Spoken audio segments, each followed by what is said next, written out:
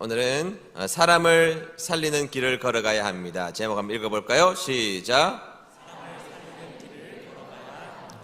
네, 오늘 이 본문은 제가 아마 우리 교회에서 5번은 넘게 설교했던 본문이 아닐까라는 생각이 들지만 베드로가 또 등장하시기 때문에 이걸 하지 않고 넘어갈 수는 없습니다. 그래서 옛날에 했던 말씀은 아니고 새롭게 또 도전하는 베드로의 입장에서 여러분들에게 도전하는 말씀을 전하도록 하겠습니다. 여러분, 우리가 하나님을 믿는 사람에게 큰 원칙이 있다면 그것은 사람을 살리는 일에 관심을 두어야 한다는 것입니다. 사람을 어떻게 하는 데 관심을 둬야 된다고요? 살리는 일에 관심을 둬야 한다는 것입니다. 우리 예수님이 이 땅에 오셔서 우리를 살려주셨잖아요. 자신의 목숨을 담보로 걸고 우리를 살려주셨고, 우리는 예수님의 제자의 삶을 오늘날 살아가고 있으면서 여전히 우리는 옆에 있는 분들을 작은 예수로서 살리는 일들을 감당하며 살아가야 하는 것이 우리들의 중요한 사명이라는 것을 항상 기억해야 한다는 것이죠. 그런데 우리가 한 교회 생활을 하면서 이렇게 보면 주님의 사랑이 꽤 많이 넘치고 항상 사람들을 살리는 역할들을 많이 하기도 하지만 때때로 생각보다 교회 안에서 사람들을 살리지 못하고 낙심하는 일들도 종종 있게 마련인 법이죠. 그게 온전한 완성된 교회가 아니기 때문에 그럴 수밖에 없다는 것은 당연하다고 생각합니다. 자, 그런 낙심한 일을 우리는 뭐라 그러느냐? 시험 들었다, 그렇게 말하죠. 근데 여러분, 이 시험 들었다는 말을 자주 하면 안 됩니다. 시험 들었다는 말을 입에 달고 사시는 분도 계시는데 시험 들었다는 말 달고 살면 사탄의 놀이터가 됩니다. 그래서 그런 말도 사실은 조심해서 사용해야 된다고 생각합니다. 어떤 목사님이 간증을 하시는데 좀 길지만 제가 그대로 한번 가져와서 여러분들에게 좀 소개했으면 좋겠습니다. 교회에 어떤 세댁이 처음으로 교회를 나온 겁니다. 교회에 나와서 하나님의 말씀을 듣는데 어떻게 내 마음을 알고 말씀을 전하는지 막 눈물 콧물이 온 첫날부터 은혜를 받은 것입니다. 하나님께서 은혜를 베풀어 주셔서 은혜를 많이 받았습니다. 예배 시간마다 펑펑 눈물을 흘리며 은혜를 많이 받았던 것이죠. 그리고 이 세댁이 마음의 원통함도 사라졌대요. 너무 교회에서 은혜를 받으니까 마음이 시원해졌고 가졌던 원통함도 다 사라졌다는 것이죠. 말씀이 한 세댁을 살려낸 것입니다. 근데 여러분, 은혜를 받으면 항상 그 다음은 사역의 길로 나아가야 되잖아요, 그죠? 그래서 사역 박람회 하는 겁니다, 여러분. 은혜를 받으면 사역의 길로 나아가야 되는 건 너무 당연한 수순인 거잖아요. 그러니까 은혜를 받고 보니 하나님께서 자신에게 주셨던 은혜가 너무 커서, 또 성도님들이 자신을 보살펴 주시는 은혜가 너무 커서 나도 좀 사역을 하고 싶다, 이렇게 생각했다는 겁니다. 성가대 오늘 이렇게 찬양 멋지게 하셨는데 성가대를 봐도 천사가 온 것처럼 너무 부러운데 어릴 때 교회를 안 다녀봐서 노래도 잘 모르겠고 부르는 법도 잘 모르겠고 찬양팀 멋지게 찬양하는데 그것도 못하겠고 운전하는 것도 좀 서툴고 여러 가지 어떤 일을 할까? 교사 아는 게 있어야 교사를 하죠. 그래서 아무것도 못하겠는데 가만히 생각해 보니까 집에서 매일 밥은 하거든요. 집에서 매일 밥은 하니까 내가 주방 봉사자로 섬기는 일을 하면 되겠다, 이렇게 결정하고 주방 봉사자가 된 겁니다. 기쁨이 넘쳐서 처음에 주방에 들어가서 사역을 하려고 딱 보니 첫날 막상 들어가 보니까 이게 장난이 아닌 겁니다. 집에 밥은 많이 해도 5인분 이렇게 하는데 교회 와보니까 몇백 인분 음식을 하잖아요. 나무를 묻혀도 그냥 이렇게 묻히면 되는데 교회에서는 나무를 이렇게 묻혀야 되니까 생전 안 해본 일을 경험하게 된 것입니다. 그런데 리드하신 어떤 분이 성도님 여기서 나물 좀 묻히라고 그렇게 이야기하더라는 거예요. 나무를 이렇게 묻히는 양반이 이렇게 묻히다가 묻혔는데 먹어보니까 간이 안 맞더래, 간이. 그래가지고 간이 안 맞으니까 또 양념을 여기다가 막 넣고 하니까 여기는 간이 맞았는데 이쪽엔 또 간이 안 맞아가지고 여기 양념 넣고 버무려서 여기는 맞았는데 저 앞에는 또 안 맞고 그래가지고 또 넣고 버무리고 이렇게 하다가 겨우겨우 이제 간을 겨우 맞춰서 딱 내놓았습니다. 다 된 줄 알았는데 조금 있으니까 시니어 방에 계시던, 한참 놀고 계시던 머리가 하얀 연로한 권사님 한 분이 딱 나오시더니 음식 간을 보기 시작하더라는 겁니다. 국을 각을 탁 보시더니 넘어가고 다른 반찬 이렇게 드셔보더니 이렇게 넘어갔는데 자기가 묻힌 나물 앞에 딱 서는데 간이 조마조마 하더라는 거예요. 한 입 딱 드시더니 소리를 버럭지더라고요. 누가 이따위로 간을 맞췄어? 이거 사람 먹으라고 맞춘 거야? 하면서 소리를 버럭 지르고 만 것입니다. 새댁이 깜짝 놀란 겁니다. 집에 시어머니만 무서운 줄 알았는데 교회 왔더니 시어머니보다 더 늙은 권사님 계시는데 그 권사님 무서운 겁니다. 아니, 교회 와서 너무너무 행복했는데 와보니까, 경험해 보니까 이게 아니거든요. 이게 아니구나. 와, 이거 나는 헌신한다고 했는데 좀 부족한 대로 넘어가면 좋은데 그걸 이렇게 호는 짝을 내버리니 이제 시험에 잔뜩 든 겁니다. 아까 시험에 이야기하지 말았는데 하여튼 시험에 잔뜩 들게 되었던 것입니다. 그날부터 이 새댁이 교회를 안 나오는 겁니다. 목사님이 설교하시다 보면 이게 다 보이거든요. 지금 졸고 있는지 열심히 듣고 있든지 오늘 나왔는지 안 나왔는지 제가 다 알까요 모를까요?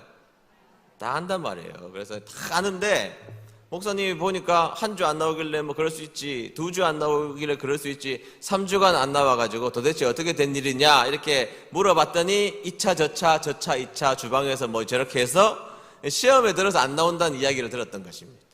근데 꼭 사건은 자기들을 쳐놓고 해결은 또 누가 해야 돼요? 목사님이 해야 되잖아요. 목사님이 신방을 가셨대요.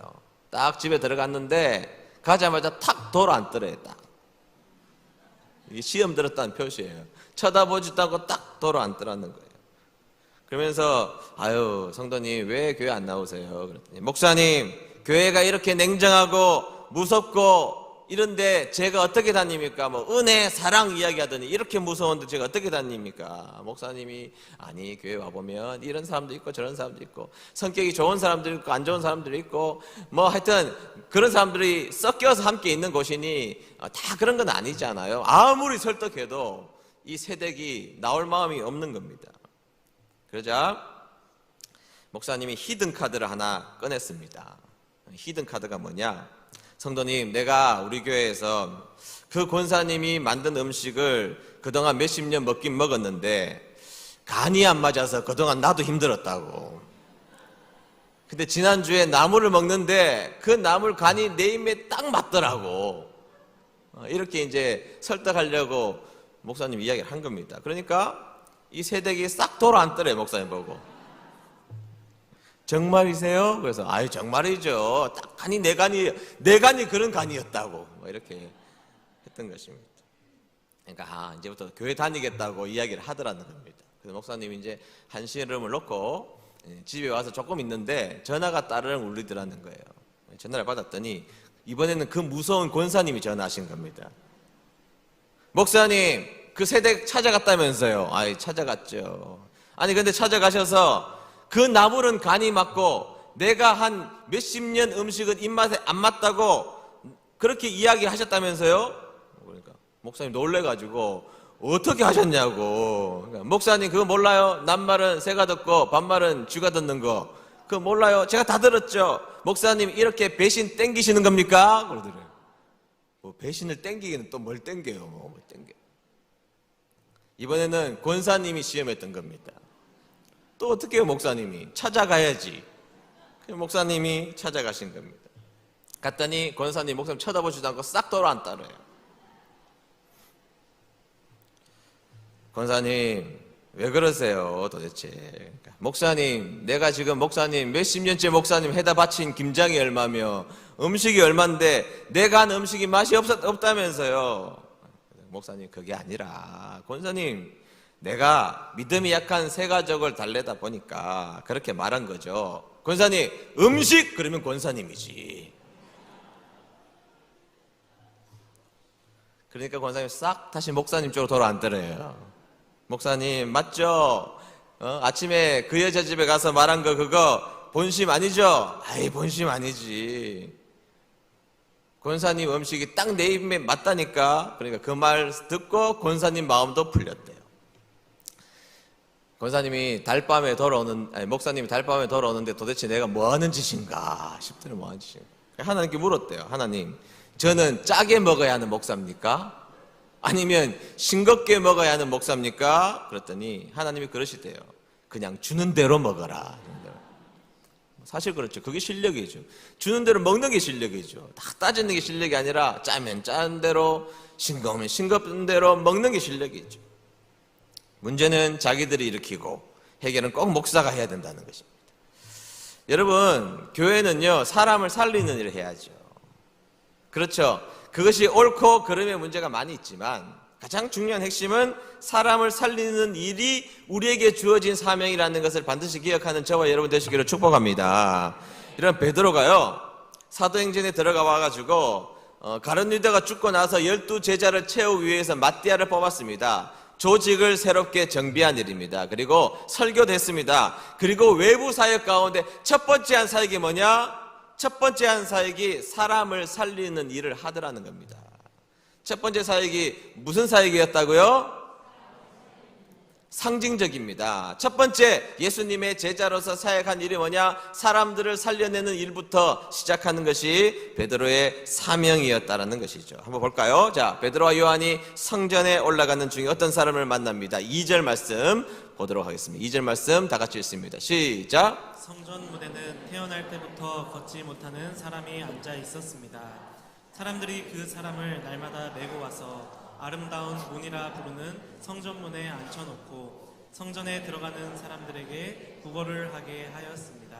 아멘. 자, 여기 많은 정보가 있거든요. 사실은 중요한 정보가 있는데 좀 살펴보면 태어나면서부터 안전뱅이였다는 것입니다. 그런데 여러분 생각해 보세요. 우리가 자녀를 키우다 보면 한 10개월쯤 넘어가면 우리의 기대 속에 이제 아이가 걸을 것이라는 기대가 있잖아요. 10개월, 11개월, 12개월 막 하여튼 이제 아이들 그쯤 되면 다들 경쟁합니다. 우리 아이 10개월 만에 걸었다, 뭐 11개월 만에 걸었다, 막 13개월 된 부모들은 낙심합니다. 못 걸으면. 가만히 생각해 보면 그 맨날 걸어 다니는데 지금 걸어 다니는데 항상 걸어 다니고 너무 나다녀서 문제지. 나다녀서 그렇잖아요. 어쨌든 우리 민이가 걸었어, 뭐 경인이가 걸었어, 막 사진 찍고 일기 쓰고 앨범에 우리 경인이가 처음 그런 날 나는 감동했다, 뭐 이런 거 막 적어놓고 막. 그런데 오늘 성경에 나와 있는 이 부모가 한번 떼어 보십시오. 이 부모가 떼어 보세요. 10개월간 키웠습니다. 걸을 것이라는 희망이 있었습니다. 걷지 않습니다. 괜찮죠? 11개월이 있으니까. 11개월 동안 걷지 않습니다. 12개월이 됐는데 돌이 다 됐는데 걷지 않습니다. 13개월 됐는데 걷지 않습니다. 그 기대가 걱정으로 바뀌기 시작합니다. 그리고 두려움으로 바뀌기 시작합니다. 15개월, 20개월이 넘어서는데도 걷지 않습니다. 그때는 이 집안의 이 아이 때문에 온 집안의 사람들이 기대는 고사하고 걱정도 고사하고 이제 낙심이 가득한 집안이 되어버리고 맙니다. 이 아이는요, 나면서부터 안전병이에요. 사람은 직립보행하도록 하나님이 창조하셨는데 나면서부터 안전병이니 많은 사람들이 쳐다보기에 자신들을 어떻게 쳐다볼까? 이 자존감이 낮은 상태로 살아가야 하는 그 집안의 온통 엉망진창이 되어버린 집안이 그 집안이었다는 겁니다. 부모는 걱정으로, 자녀는 자존감이 낮은 상태로 이 험한 세상을 어떻게 살아가야 될까? 그 가정이었다는 것이죠. 그런데 더 안 좋은 정보는 가난했다는 겁니다. 여러분, 돈이나 많으면 자신이 가지고 있는 이 컴플렉스를 어느 정도 해소할 수 있는 방법들이 있지 않습니까? 안전뱅이지만 집에 돈이 많으면 가마꾼을 동원해서 움직일 때마다 가마꾼을 동원해서 움직이면 그만인데 그나마 자신의 장애를 커버할 수 있는 것이 되는데 돈까지 없으니 오롯이 그 문제가 직접적 타격을 입는 문제가 되어버리고 말았다는 것이죠. 또 하나의 정보는 그는 영적으로 소외당하고 있었다는 겁니다. 자, 육신적으로도 사람들에게 소외당하고 있지만 더 나아가서 영적으로도 소외되고 있는데 당시에 율법에 인간들이 만들어 놓은 규례 가운데 어떤 규례가 있었느냐? 장애가 있으면 성전 안에 들어오지 못하도록 하는 규례를 만들어 놓았다는 겁니다. 그러니까 하나님만, 여러분 생각해 보세요. 나에게 문제가 있어도 하나님 만나면서 사는 거잖아요.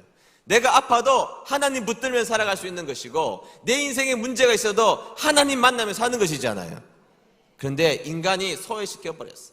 성전 안으로 들어가지 못하도록, 은혜를 맛보지 못하도록 만들어버렸기 때문에 이 사람은 철저하게 은혜의 자리로부터 소외당했던 사람이 바로 이 사람이었다는 거 성경에서 말하고 있다는 것이죠. 따라서 희망이 사라진 사람입니다. 또 하나, 여러분, 날마다 하는 일은 그것이 의미 있는 것이거든요. 우리가 날마다 하는 일이 제일 중요한 일입니다. 날마다 하는 일이 항상성이 되어서 공부를 하게 되고 운동도 하고 나의 발전을 위해서 항상성을 투유하는 그 시간들이 곧 미래의 나를 만들어내는 거지 않습니까? 항상 그래서 우리는 수고하고 애쓰는 삶을 살아가야 되는데 성경에서는 그 사람의 항상성은 구걸하는 데 사용하고 있다 이렇게 말하고 있어요. 날마다의 삶을 구걸하는 데 사용하고 있으니 그의 인생이 미래에 어떻게 될 것인지는 뻔히 답이 나와 있는 상황 속에 내몰려 있는 그 사람 부족함의 투성이 그 사람이 바로 성경 본문에 나오는 사람이었던 것이죠. 자, 이때 이 사람이 베드로와 요한이 성전에 올라가다가 이 사람과 만나게 된다는 것이죠. 자, 만나자 이 안전뱅이가 베드로와 요한에게 어떻게 행동하는지 보시죠. 5절 말씀 볼게요. 5절 다 같이 읽어봅니다. 시작. 그 걷지 못하는 사람은 무언가 얻을 것을 기대하면서 두 사람을 쳐다보았습니다. 아멘. 자, 여러분 이 사람이 베드로와 요한을 쳐다봤습니다. 왜 쳐다봤을까요? 네, 돈 얻기 위해서. 구걸하는 사람이니까. 베드로와 요한이 자신에게 돈을 조금 주면 그거 가지고 한 끼를 먹고 살자는 마음으로 베드로와 요한을 쳐다보았던 것입니다. 근데 여러분, 베드로 돈 있어요, 없어요? 베드로 돈 있어요, 없어요? 물어봐야 안다고요? 없습니다. 없어요. 물어봐 없어요. 베드로와 요한이 뭐라 그러느냐? 6절 상반절 볼까요? 6절 상반절. 다 같이 읽습니다. 시작. 그러나 베드로는 이런 말을 하였습니다. 은과 금은 내게 없으나. 아멘. 이 절망적 상황이죠. 여러분, 나면서부터 안전뱅이는 아까 설명한 것처럼 총체적 절망 속에 빠져 있었습니다. 근데 이 사람이 만난 사람들을 통하여서 이 절망에서 하루를 살아갈 수 있는 작은 소망을 얻었는데 베드로 요한과 만났는데 아무것도 없다는 거예요. 나는 은과 금이 없다는 거예요. 돈이 없다는 겁니다. 절망과 절망이 마주대한 상황을 묘사하고 있는 것입니다. 여러분, 시너지 효과라는 게 있잖아요. 시너지 효과. 그러니까 시너지 효과는 좀 좋은 것과 좋은 것이 만나면 더 좋은 효과로 나아가는 것이 시너지 효과인데 반대가 있어요. 반대가. 링겔만 효과라는 게 있어요. 링겔만 효과. 그거는 부족함과 부족함이 만나면 힘을 얻는 것이 아니라 더 부족해진다는 거예요. 부족함과 부족함이 만나면 더 부족해진다는 거예요. 여러분, 반에서 30명, 전교 반이 30명인데 28등하고 29등이 만나면 어떻게 되겠어요? 설명 안 해도 알겠잖아요. 링겔만 효과라는 거예요. 링겔만 효과. 그러니까 여러분, 부족한 사람과 부족한 사람이 지금 이렇게 만나게 됐으니 엉망진창이라는 것이죠. 그 어떠한 필요와 충족의 어떤 조건들도 아무것도 채울 수 없는 상황에 내몰리게 되었다는 겁니다. 자, 그런데 여러분, 이런 가정을 한번 해보시죠. 여러분, 지금 이 앉아있는 안전뱅이에게 필요한 것은 돈입니다. 근데 만약에 베드로와 요한에게 돈이 있었다면 어떻게 되었을까? 지나가는데 돈을 필요한 사람을 만났습니다. 돈이 있습니다, 주머니에. 그러면 연민과 불쌍한 마음을 가지고 있었던 베드로와 요한이 돈을 주고 지나갔을 겁니다. 그런데 주머니에 아무것도 없습니다. 부족했습니다. 자신에게 줄 것을 찾아봤지만 물질은 없었습니다. 그러나 그 결핍으로 끝났나요? 아니요. 6절로 연결됩니다. 6절 말씀 읽도록 하겠습니다. 그러나 시작. 그러나 베드로는 이런 말을 하였습니다. 은과 금은 내게 없으나 내게 있는 것을 당신에게 주겠소. 나사렛 예수 그리스도의 이름으로 일어나 걸으시오. 아멘. 베드로와 요한은 하나님의 사람이었거든요. 비록 자신에게 가지고 있는 건 없지만, 자신에게 돈은 없지만 예수님을 모신 사람들이었잖아요. 그리고 자신에게 모셔있는 그 예수님의 이름을 주기로 작정하고 선포했습니다. 나사렛 예수 이름으로 일어나 걸어라. 7절입니다. 7절. 다 같이 읽습니다. 시작. 이 말을 하면서 베드로는 그 사람의 오른손을 잡아 일으켜 세웠습니다. 그러자 그 사람의 다리와 발목에 힘이 생겼습니다. 아멘. 할렐루야. 네, 그 사람은 돈을 요구했지만 은과 금도 없는 베드로와 요한이 나사렛 예수의 이름으로 이야기했을 때 그는 일어나 걸을 수 있게 되었던 것입니다. 그리고 걷자 여러분, 성경에서는 그들의 베드로와 요한의 기대와 안진뱅이 기대를 뛰어넘는 하나님의 역사를 보여주고 있어요. 볼게요. 7절 하반절입니다. 7절 하반절. 여러분, 안진뱅이는요 걷는 것, 돈입니다. 베드로와 요한은 걷는 것이었습니다. 그런데 한번 보세요. 7절 하반절. 그러자 그 사람의 다리와 발목에 힘이 생겼습니다. 8절 상반절. 그 걷지 못하던 사람이 벌떡 일어나 걷기 시작했습니다. 직립보행하게 됐다는 것이죠. 자, 8절 중반절입니다. 그는 두 사람과 함께 성전으로 들어가. 그전에는 성전 밖에서 성전 안에의 은혜를 갈망하며 살았는데 이제는 드디어 성전 안으로 들어가 하나님의 은혜를 직접 맛보는 사람이 되었다는 겁니다. 그 다음 8절 하반절. 하나님을 찬양하였습니다. 여러분, 우리 인생의 목적은요, 하나님을 찬양하는 것입니다. 하나님을 영화롭게 하는 것인데 비로소 지금까지 하나님을 찬양하지 못하는 인생으로 살다가 성전 속에 들어가 인생의 목적대로 하나님을 찬양하는 사람이 되었다는 거예요. 그 다음 9절.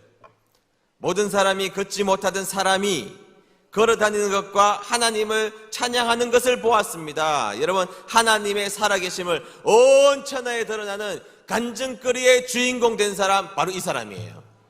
그들의 기대보다 훨씬 더 큰 것으로 채워주신 하나님을 만나게 되었다는 걸 믿는 여러분 되시기를 축복합니다.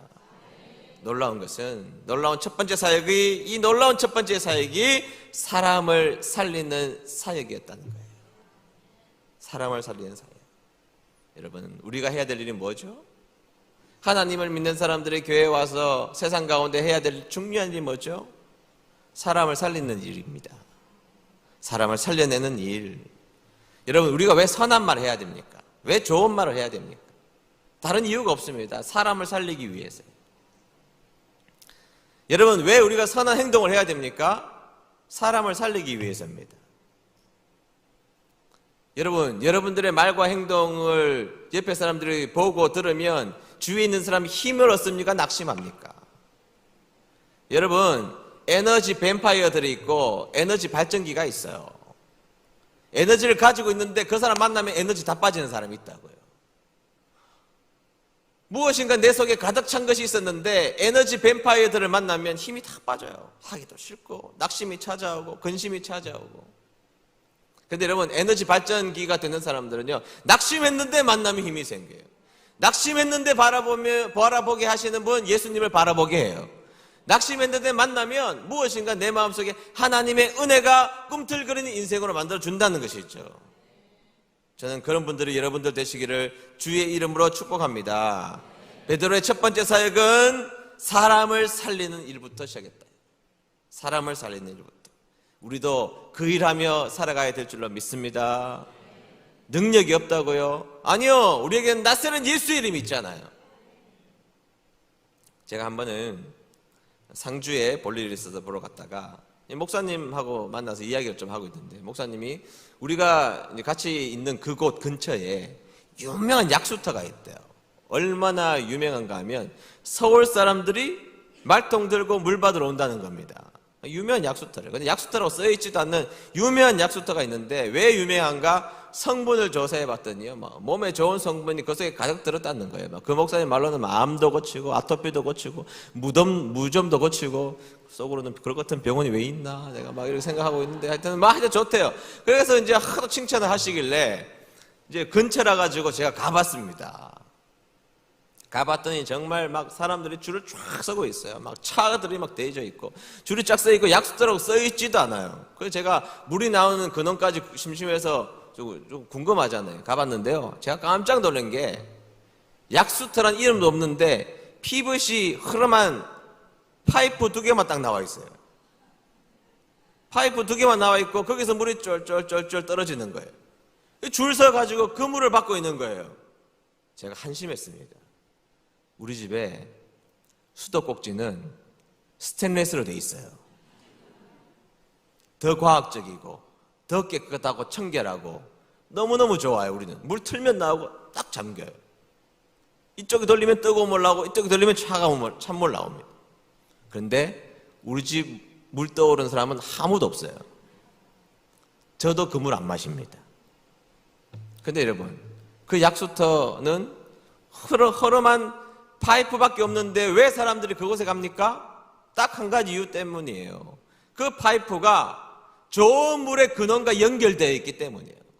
좋은 물의 근원과 딱 연결되어 있으니까 비록 허름하고 보잘것없는 PVC 파이프의 물가지만 사람들은 서울에서도 차를 끌고 와서 그 물을 받아가는 중요한 이유는 좋은 근원에서 연결되어 있는 파이프였기 때문이라는 것입니다.